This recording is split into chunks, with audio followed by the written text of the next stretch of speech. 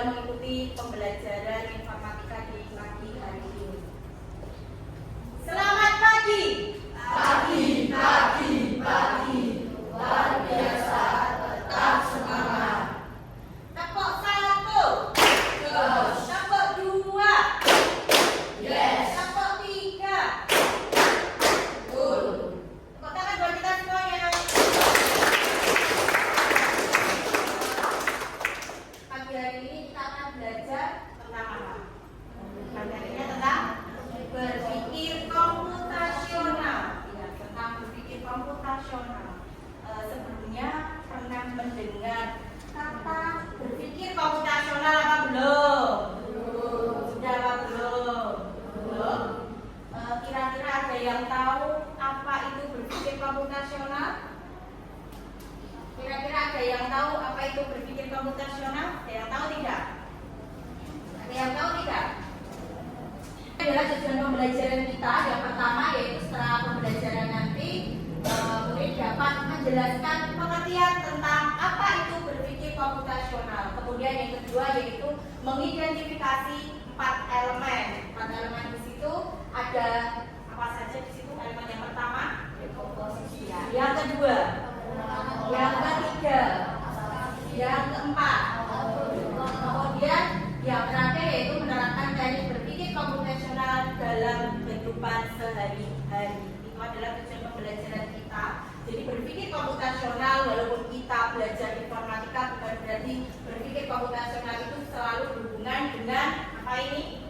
Ya, benar, komputer. Walaupun kita belajar informatika, tetapi berpikir komputasional itu jangan kalian memikirkan bahwa itu hubungannya selalu dengan komputer. Sebenarnya dalam kehidupan sehari-hari kita sudah sering menjalankan atau kalian sedang berpikir komputasional, tetapi tanpa kalian sadari. Di sini saya ada punya pertanyaan. Menurut kalian, apakah berpikir komputasional itu selalu ada hubungannya dengan komputer? Iya, apa jawabannya? Selalu berhubungan dengan komputer atau tidak berpikir komputasional? Tidak selalu. Jadi berpikir komputasional itu bisa menerapkan ilmu pengetahuan yang lain atau mata pelajaran diterapkan dalam mata pelajaran yang lain. Tidak selalu berhubungan dengan komputer. Ya, jawabannya di sini adalah tapi tidak selalu membutuhkan komputer dan bahkan diterapkan dalam kehidupan sehari-hari. Jadi walaupun berhubungan dengan komputer, tetapi tidak selalu menerapkan dan dapat menerapkan dalam kehidupan sehari-hari. Kalian lihat ilustrasi gambar di depan. Kira-kira gambar apa ya di depan itu? Menurut kalian gambar yang disajikan di depan itu menurut kalian gambar apa?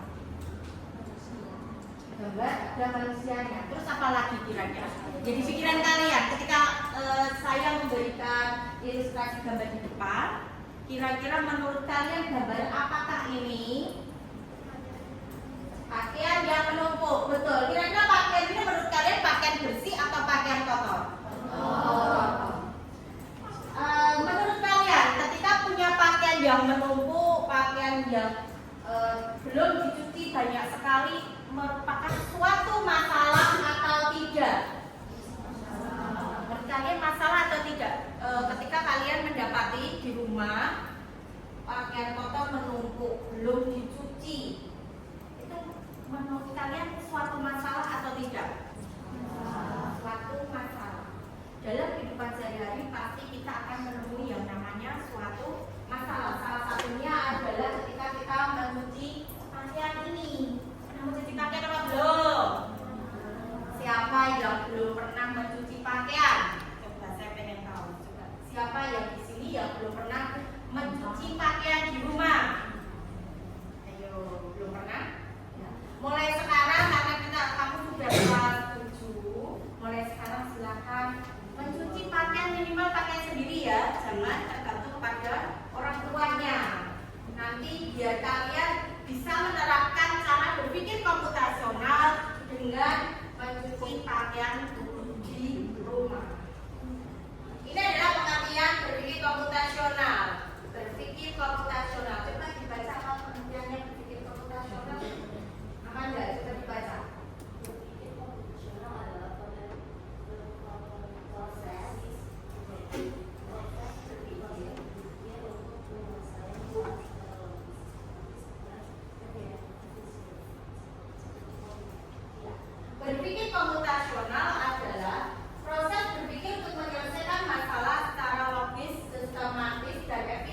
seperti komputer. Jadi berpikir komputasional itu kita berpikir seperti komputer. Kalau ditanyakan seperti itu, sebenarnya menurut kalian komputer dengan manusia itu pintar yang mana? Manusia di sini dituliskan kenapa ya kita harus berpikir seperti komputer. Menurut kalian komputer dengan manusia itu lebih pintar yang mana? Ayo, pintar mana? Ada yang mengatakan pintar komputer, ada yang mengatakan pintar manusia. Coba tunjuk jari siapa yang mengatakan kalau manusia dengan komputer itu lebih pintar komputer. Tunjuk jari siapa? Ayo. Ayo di sini siapa yang mengatakan kalau komputer dengan manusia lebih pintar komputer? Ayo siapa yang menyatakan manusia lebih pintar daripada komputer? Ya sudah. Berarti jawabannya apa kira-kira? Lebih pintar siapa? Benar, lebih pintar manusia. Kenapa lebih pintar manusia? Karena komputer itu adalah benda mati. Komputer tanpa dijalankan oleh manusia, maka komputer tidak bisa berpikir sendiri, hidup sendiri, menjalankan program sendiri. Kira-kira bisa nggak? Yang menciptakan komputer siapa? Manusia. Berarti pintar mana? Manusia. Benar, pintar manusia. Tetapi kenapa di sini dikatakan berpikir efisien seperti komputer? Karena cara berpikir komputer itu adalah selangkah demi selangkah, satu persatu penyelesaiannya. Jadi tidak langsung menyelesaikan secara bersamaan. Makanya dikatakan di sini kita berpikir secara logis. Logis itu adalah sesuai dengan logika. Itu namanya berpikir komputasional. Dan di sini tadi sudah saya sebutkan bahwa berpikir komputasional itu memiliki 4 elemen berpikir komputasional.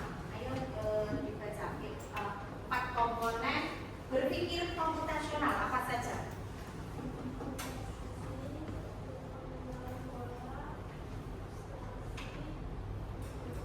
Ya, kalian lihat di buku kalian di situ berpikir komputasional. Di halaman 3, mulai dari dekomposisi. Silakan dibuka di halaman 3. Dekomposisi. Dekomposisi, pengenalan pola, abstraksi, dan algoritma itu adalah elemen dalam berpikir komputasional yang harus kalian pahami. Ini adalah pengertian dari dekomposisi. Angga, ayo dibaca apa itu pengertian dari dekomposisi.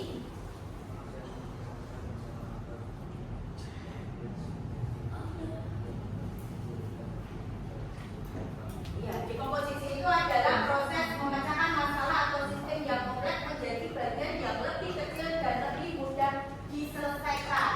Memecahkan masalah atau sistem yang kompleks menjadi bagian yang lebih kecil. Contohnya, tadi gambar di pertama tadi gambar apa tadi? Ilustrasi yang pertama tadi gambar apa? Masih ingat nggak? Pakaian yang menumpuk. Ketika pakaian menumpuk di gambar pertama, orangnya kira-kira bahagia apa susah tadi gambarnya? Susah. Senang nggak tadi gambarnya? Karena itu suatu masalah, bingung. Cara penyelesaiannya bagaimana? Jadi tadi gambar yang pertama, ketika mengetahui kalau pakaian itu menumpuk sangat banyak sekali, bingung cara untuk penyelesaiannya bagaimana. Dalam dekomposisi nanti adalah pemecahan masalahnya, sistemnya akan dibagi menjadi bagian-bagian terkecil, jadi nanti lebih mudah untuk dikerjakan. Yang kedua yaitu tentang pengenalan pola. Pengenalan pola adalah memahami pola, menganalisa dan cari hal yang berulang atau sama. Kalian lihat di bukunya di halaman 4, itu pengenalan pola. Pengenalan pola itu mencari hal yang sama. Contohnya, ketika kalian akan melakukan sesuatu atau menyelesaikan suatu masalah yang sudah pernah kalian lakukan, maka kalian harus mengenali polanya. Jadi kalau nanti ketemu dengan masalah yang sama, kalian akan melakukan hal yang sama. Contohnya mencuci pakaian tadi. Mencuci pakaian tadi kalian akan mengulang hal yang sama. Oh, kalau mencuci pakaian pasti menggunakan air. Kira-kira besok lagi menggunakan air apa tidak? Terus apa lagi? Kira-kira hal yang sama dilakukan ketika mencuci pakaian selain menggunakan air apa? Menggunakan? Iya, deterjen. Itu namanya pengenalan pola. Melakukan hal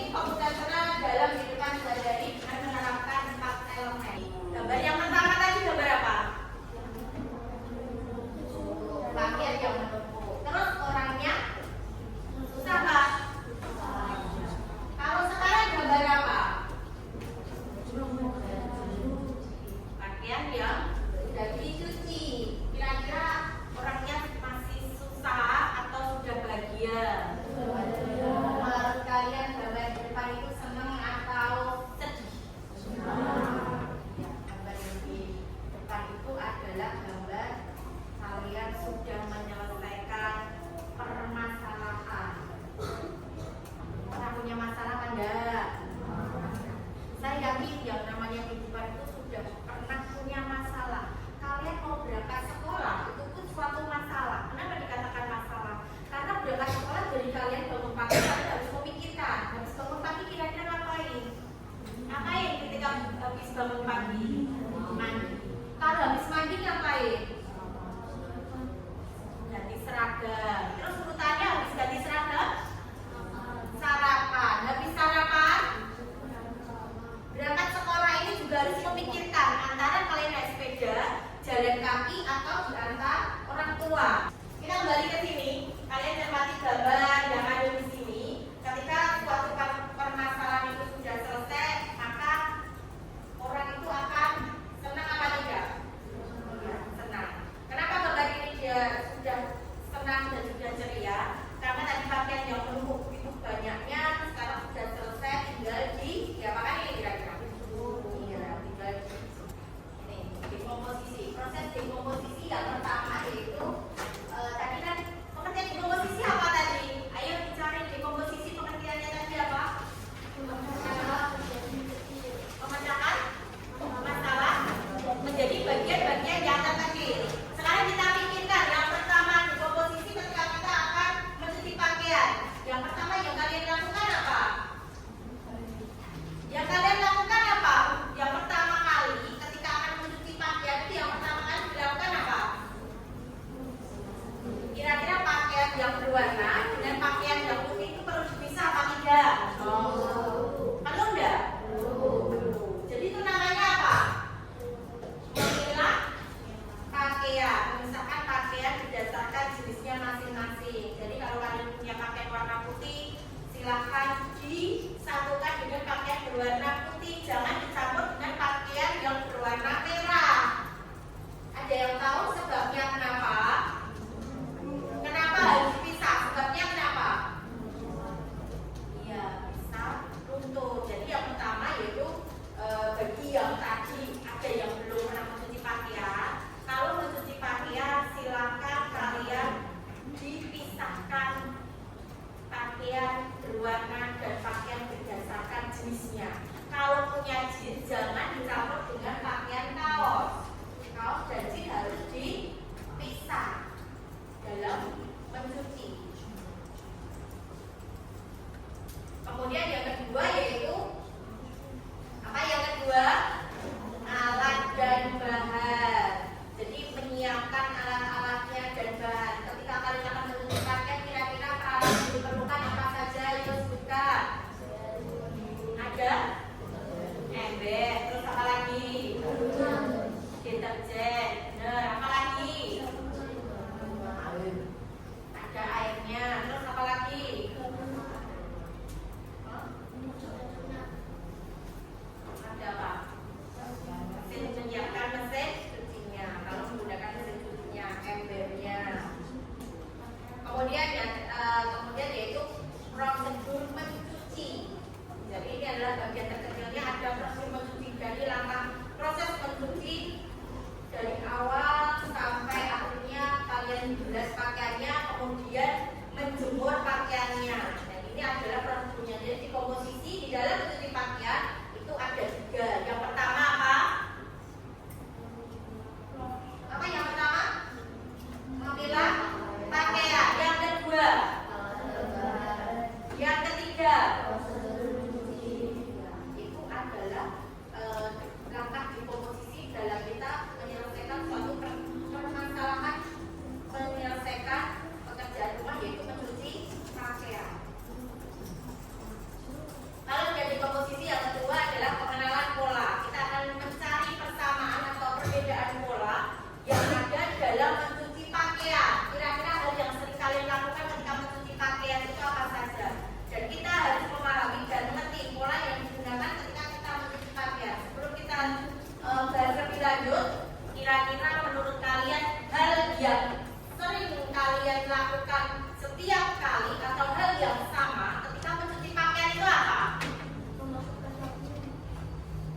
Ya, hal yang sama apa kira-kira? Hal yang sama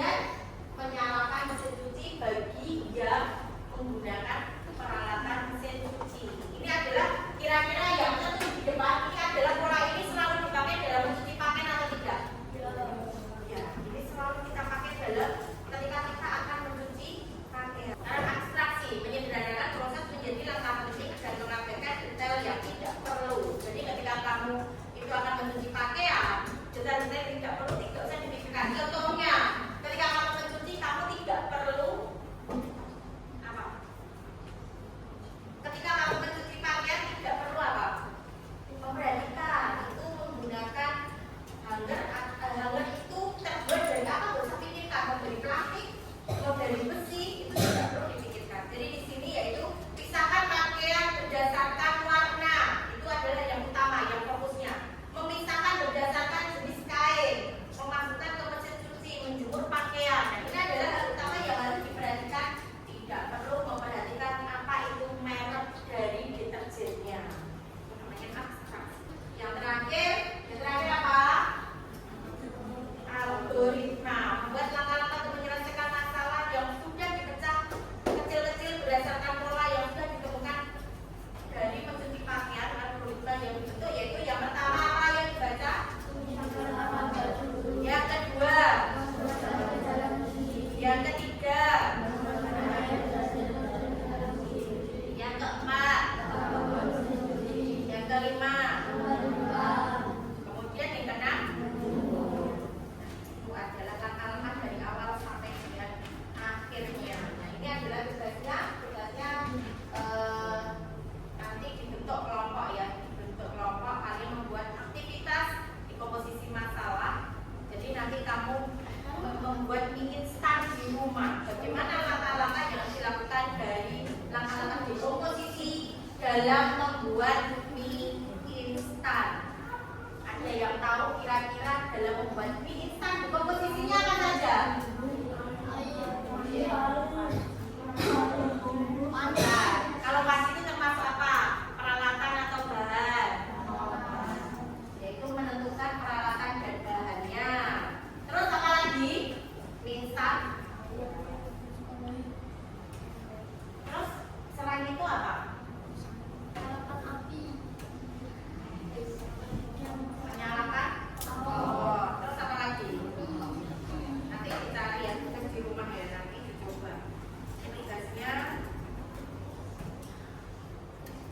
Kita langsung kesimpulan. Tugasnya lagi di rumah, silakan nanti kita bentuk kelompok dikerjakan di rumah. Sekarang kita ambil kesimpulan dari pembelajaran kita hari ini. Tadi belajar tentang apa? Tadi belajar tentang apa hari ini kita? Berpikir komputasional. Berpikir komputasional. Kalau tadi saya tanya di awal, sudah tahu belum apa pengertian berpikir komputasional? Tadi di awal saya tanyakan sudah tahu apa belum? Sekarang sudah tahu belum apa itu berpikir komputasional? Apa itu pengertian dari berpikir komputasional?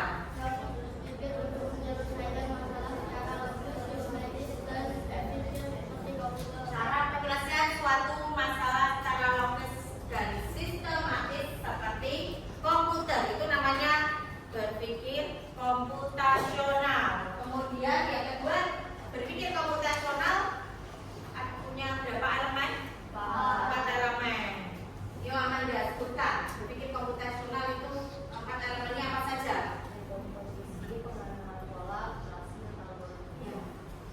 Ini adalah pengenalannya, nanti silakan dipahami pengertiannya satu persatu. Kemudian yang terakhir itu berpikir komputasional bisa diterapkan dalam kehidupan sehari-hari. Contohnya apa? Contohnya apa Nata?